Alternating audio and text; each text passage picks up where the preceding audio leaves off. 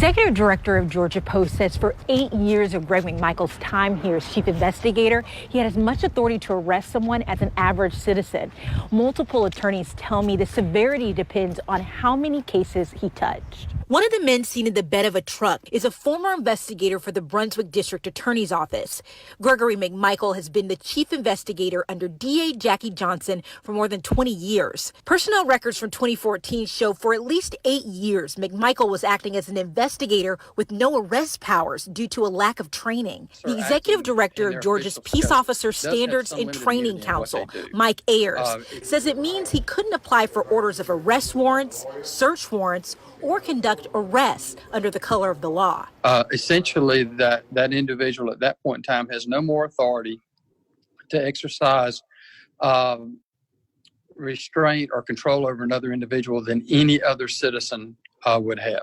Attorney Gene Nichols says there are big implications for this revelation. So what I think we're going to see, if we haven't already seen it already, is all of these defendants who, if he was involved in their case, all are going to have the right to come back into court and say, wait a minute, I want my case looked at again because he was involved with it and he had no lawful authority to do what he was doing. A lot of it's going to depend upon how much involvement he had in each one of the cases. A letter in McMicheal's personnel records state the office learned McMicheal was behind on his training hours in April of 2014. The memo states he knew he was behind on hours, but recently discovered he had not had arrest powers since 2006.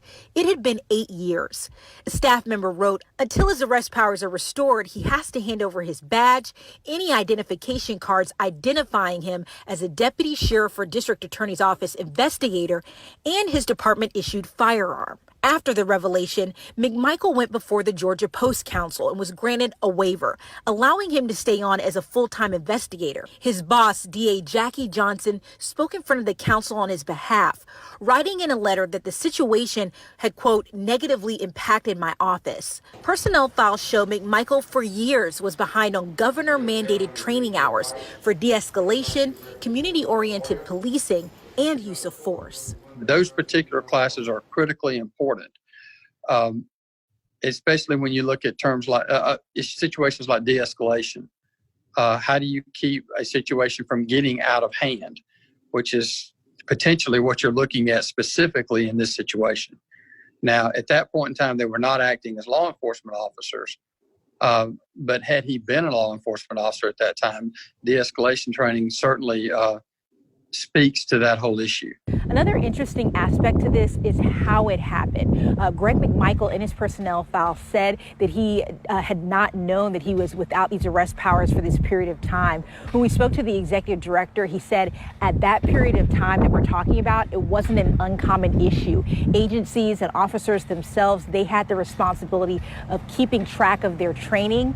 Since Georgia Post has created a new system where they do yearly audits and they send out notification to officers as soon as they are now suspended. Now, we have reached out to the District Attorney Johnson's office again about this issue. Specifically, we were wondering how many cases this could potentially impact. We have yet to hear back. Reporting in Brunswick, Kelly Wiley, Channel 4, the local station. Ain't that a bitch? Boy, somebody doing something slick.